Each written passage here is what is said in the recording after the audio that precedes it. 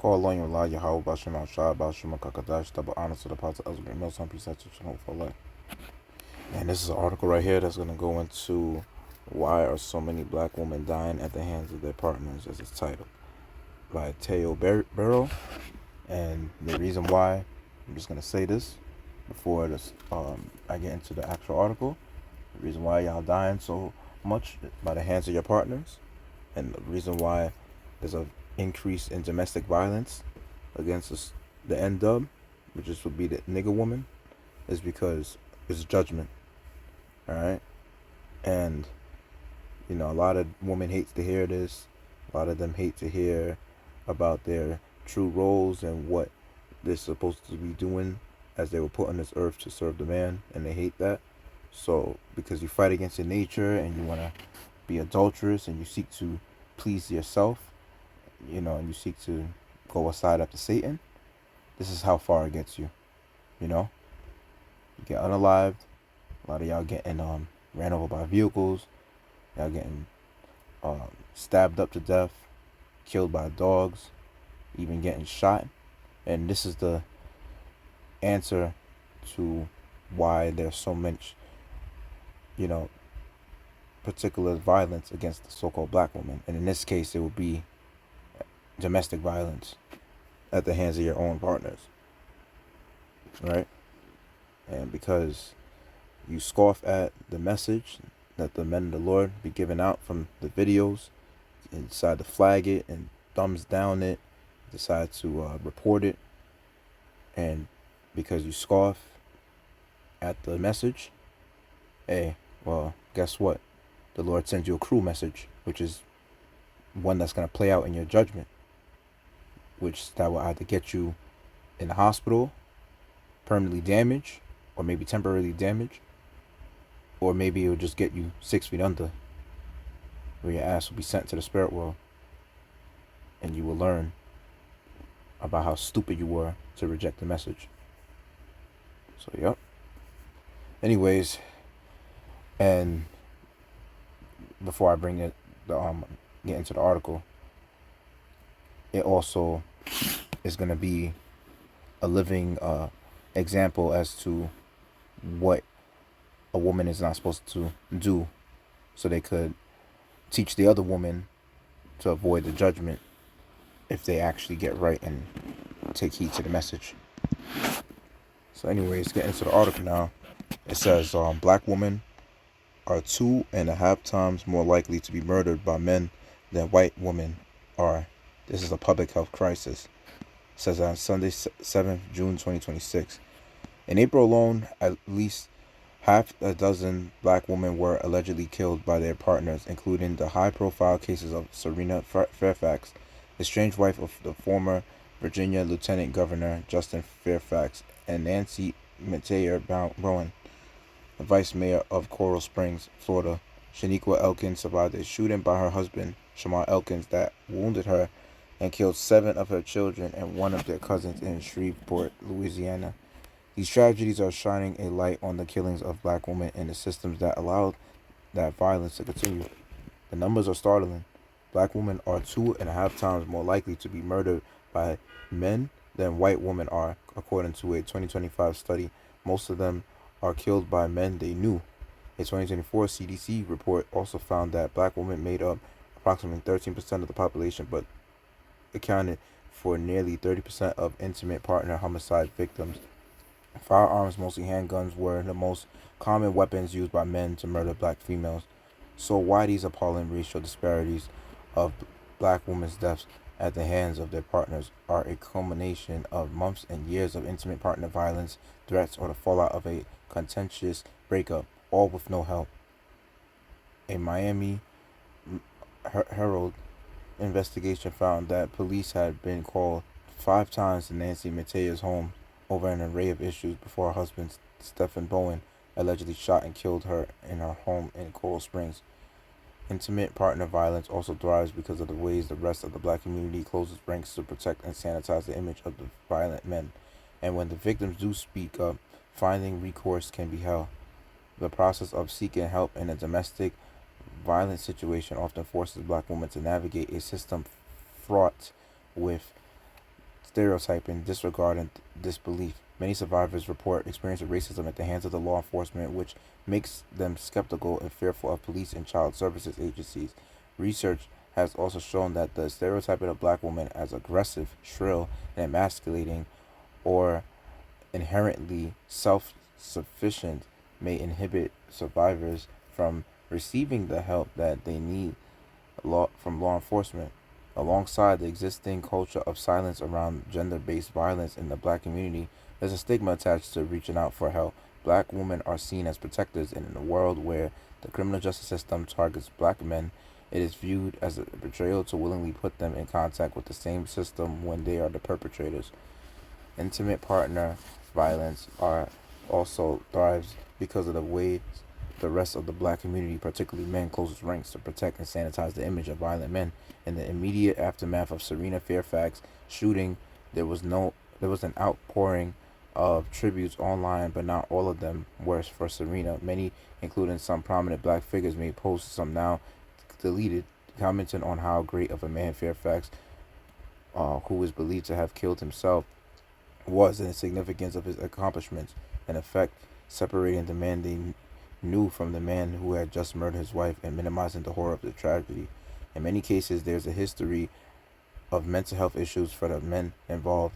Black men are far less likely than their white counterparts to seek out therapy and are often priced out of mental health resources.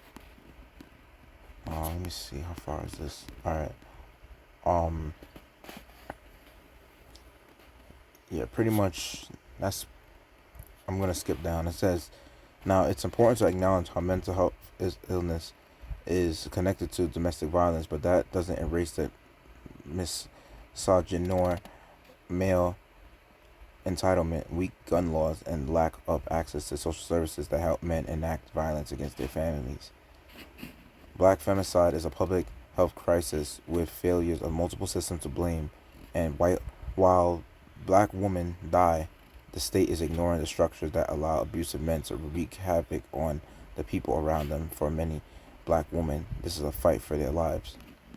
Well, when your ass is ignorant and you don't want to repent and you just don't want to get right, this is what happens. There's something called judgment, and Lord willing, the lesson will be edifying as I bring out these scriptures that are gonna be the answer for why these things are happening. So now, as it says in Proverbs chapter 17, verse 11, it says, "An evil man seeketh only rebellion, therefore a cruel messenger shall be sent against him." It's not really only just talking about men too; it's talking about women as well. Basically, you're old enough to hear this word and get right, and your ass just don't want to listen. Cruel messenger is going to be sent amongst you. You can't hear the message from the prophets, and let's say you hear it, but you just want to reject it, and you just don't want to listen, then you're going to feel it. You're going to see what it's like. As they say, a hard head leads to a soft behind. So that means that, you're just going to feel the message from there, and you may not even be able to come back and get right, because this time the message that's going to be delivered to you is going to be one that's judgmental, that may just cost your life, and that may just be the payment for rejecting the first message, and this is Isaiah chapter 3 verse 12, going into this is part of the curses then we have to go through. It says, "As for my people, children are their oppressors, and women rule over them. O my people, they which lead thee cause thee to err, and destroy the way of thy paths." And that's pretty much the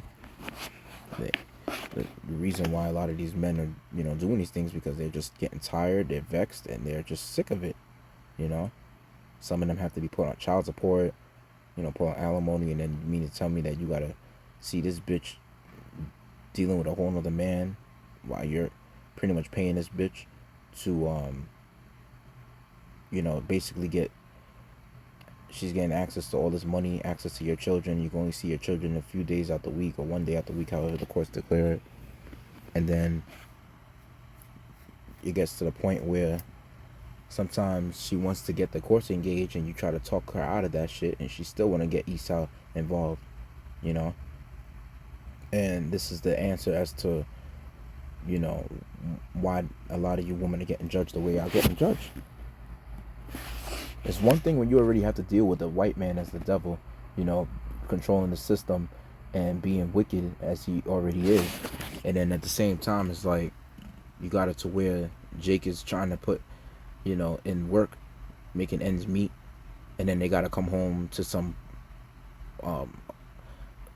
beast that act like a fucking asshole that's trying to stress you out when you already coming from the job with already a lot of stress. So what is that, you know, telling you right there? That, you know, that's telling you that, you know, basically you're looking to start to challenge a man already when he's already vexed and pissed off. Instead of you being a pillar of rest, as the scripture says, you want to decide to basically stress the man out and make him more furious than he has to be. And that's the reason why he's going to end up knocking your ass out, or putting you in a spirit realm in the worst way possible. And pretty much in 1 Timothy chapter 5 verse let's start at verse 11. It says, but the younger widows refuse, for when they have waxed, where they have begun to wax wanton against Yahweh Shai, they will marry, having damnation, because they have cast off their first faith, which is going into their first husband. And widow, they learn to be idle, wandering about from house to house, and not only idle, but tattlers also, and busybodies, speaking things which they ought not, which is going to gossiping, you know, going to pretty much like, you know, just playing the field and being out in the streets when they going from house to house, and, you know, being busybodies, and being idle, being lazy, not doing what they're pretty much made and put on this earth to do, you know. So they just pretty much going astray from their nature. And it says in verse 14, I will therefore that the younger woman marry, bear children, guide the house, give none occasion to the adversary to speak reproachfully, for some already turn aside after Satan. And because since you want to turn after the so-called white man to take, you know, heed to everything these devils has socially engineered you to do, well, guess what?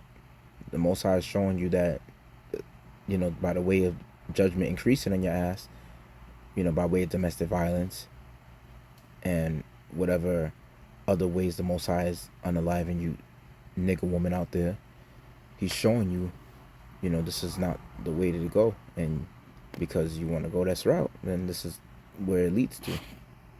And of course, this all goes into the curses of Deuteronomy 28, where it says, let me see, verse 56, attend a delicate woman among you, which will not adventure to set the sole of her foot upon the ground for delicateness and tenderness. Her eyes shall be evil toward the husband of her bosom, and toward her son, and toward her daughter, and toward her young one that cometh out from between her feet, and toward her children, which she shall bear, but she shall eat them for the one of all things, secretly in the siege and straitness, wherewith thine enemies shall distress thee in thy gates. And, you know, pretty much that's the reason why, you know, these women are getting unalive too, because of the fact that even though the wickedness is pretty much mentioned as the curses that they are pretty much executing, which is by way of using the court system against you, by way of, like, you know, stressing a man out, you know.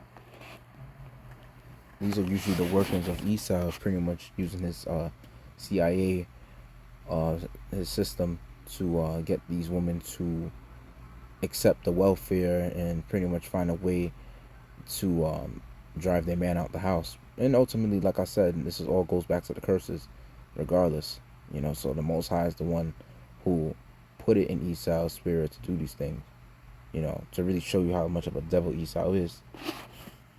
And ultimately, it shows you the relationship that these women have with the serpent.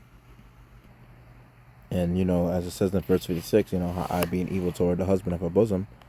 Like, don't only think that she just cutting her eyes at a man and, you know, mean mugging her her partner. She out there playing the field, being a whore, open her legs to other men. You know what I'm saying? And then the end result of all that, if she remains to be alive and she continuously does it on a consistent basis, would be getting a sexually transmitted disease, to pretty much commit adultery with other men. And if not, then it's just straight death. And fortunately, that's pretty much the message that has to be brought out, which a lot of people don't like to hear, but that's too bad. And this is the ultimate beautiful scripture that goes into a lot of this as well. But, it mainly points out to the part of Jacob's trouble. But, some portion of this article could tie into it to a small percentage. It says in Jeremiah chapter 4, verse 30, "And when thou art spoiled, what wilt thou do?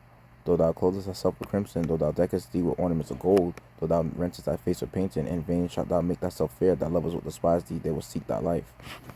And, your lovers is going to be pretty much your past partners, or even the men that, if you consider to be a famous woman in that, in the world, that would be the worst time to ever be a famous woman in Jacob's trouble, because you're going to be a target, if you're a beautiful woman.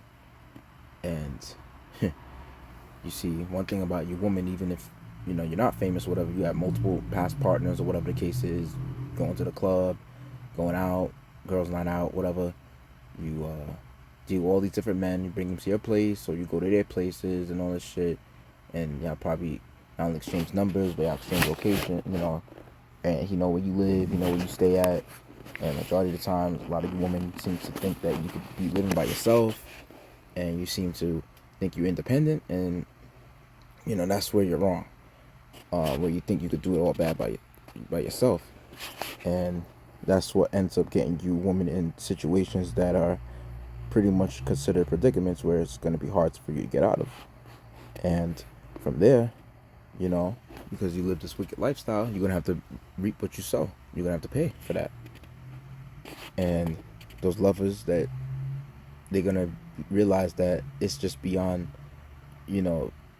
of thinking beyond their little head, and they're going to realize that, the lovers that especially that have got fucked over by you in the past, they're going to probably even form an assembly, come together, or maybe they just might come at you one by one. And you never know, the Lord may be so creative with it, he may get a whole bunch of them to come at you at once, and they're completely oblivious of, the other partners that you had in the past that are just going to be all at your doorstep at once, probably getting to know each other and realizing that shit, they all have the same agenda, which is to come to your house and unalive you for your wickedness that you have done to them in a situation that you got them in where they can't get out of, which would be, having different kids with different men, whether it's you pretty much getting gifts from these men and you not pretty much doing what they wanted, which will of course mean that you be in a sincere relationship with them, because sometimes they just date just to get whatever they could milk out of you and just basically go from there, not even kiss you or give you, of course, ultimately their their time of the day to hang out with you and eventually have sex with you, because that's really what you really want, and they're not owing up to the to what you really want. And a lot of men are getting tired of that, and what they're going to do is they're just going to come after you and just unalive you. Some of them may even just torture you before that, and that's going to happen in a big number of Jacob's trouble. So these articles are just giving little baby numbers as to what's going to really happen in that time. And it says, "For I have heard as of a voice in travail, socket, as a voice of a woman in travail, and anguish as of her that bringeth forth her first child, the voice of the daughter of Zion that bewaileth herself, saying, that spreadeth her hand, saying, Woe is me now, for my soul's weary because of murderers." Yep. And when a woman screams in pain and wails, ain't nobody could do it as horrific as a woman, because you could feel the pain in her cry, way worse than a man. And boy, in Jacob's trouble, you're gonna be hearing that shit going every day, like just women screaming and crying for help. And the best OG chapter in the Apocrypha would be uh, Sirach chapter 25, or Ecclesiastes chapter 25, verse 13. It says, "Give me any plague but the plague of the heart, and any wickedness but the wickedness of a woman." And one thing about the wickedness of a woman, she could give you the plague of the heart. She could fuck your mind up so bad, you know, because she just takes so much of your energy. She drains you. That's why scripture say that, when you deal with a woman, you're gonna have trouble in the flesh, and that's what Apostle Paul said. And the thing is that he was saying that it's just best to not marry, best not to be with a woman, you know, which is kind of like a what those men in those red pill firms, like the men going their own way, what it teaches, So, they're pushing that idea of just doing what you have to do for yourself, but ultimately, Apostle Paul was pushing that for his men to, that are in the truth, like that are doing the works that he's doing, so that you could have more time and focus on the mission of being saved by Yahweh Shai, for your salvation in the end. Because a woman is just gonna distract you, and she's gonna make you go off at times because of the fact that she's all about the world. There's a thing that I remember Apostle Ronlop said, that there ain't no such thing as a woman in the truth, and you're damn right. Because a woman in the truth, that's a joke to even mention that. There ain't not one. And I don't care how fucking spiritual she claimed to be. She's you gotta always have in your mind that they're all full of shit. Like, what's his name? Like in the book of Ecclesiastes, how it says that by Solomon, he said amongst 1,000 that he found one righteous man, but amongst 1,000 he hasn't found one righteous woman. Given that he has 1,000 women that he dealt with, which is 700 wives and 300 concubines. And in Sirach 25 verse 14 it says, "And any affliction but affliction from them that hate me, and any revenge but the revenge of enemies. There is no head above the head of a serpent, and there is no wrath above the wrath of an enemy." And Esau is the serpent, of course, being the devil, and he is the head of these women, because these women listen to everything that Esau says, and these women, with that being said, they are our worst enemy, and of course, dealing with the wrath of a nigga woman, with having the serpent as their head, come on, they make that ain't enough to make a man want to just knock the bitch out, knock her head off, like. And then combine this precept as well: I had rather dwell with a lion and a dragon than to keep house with a wicked woman. Yeah, because that's why a lot of men have to leave the damn house, because of this nigga woman. Even in verse 18 it says, "Her husband shall sit among his neighbors, and when he heareth it, it shall sigh bitterly." And then he heareth the news about his woman. I think in the somewhere in the Old Testament it kind of goes in depth of about that particular verse as well. And yeah, and basically, like, with that with verse 18 about how when he heareth it, then he shall sigh bitterly. The husband, you know he may hear about her committing adultery for the most part, and you know may find that out on social media, and just you know get upset to deal with that, and it ends up like being a woman is like, she ends up dishonoring your name doing that, because you're like, what's the point of the marriage or the relationship that y'all have at that point? And even verse 22 says well, a woman is, she maintaining her husband is full of anger, impudence, and much reproach. I've kind of skipped over 19, where it says, all wickedness is but little to wickedness of a woman, let the portion of a sinner fall upon her. Right? So just imagine like how wicked these women are with all these precepts combined, showing you that this is the shit that that they're doing to men, that's causing men to unalive them. The Bible's saying this. It's not our words. And that's why a lot of men decide to get a divorce and decide to leave her with the kids and all that shit, because it's just not worth their mental, They realize that their mental is not worth dealing with these women.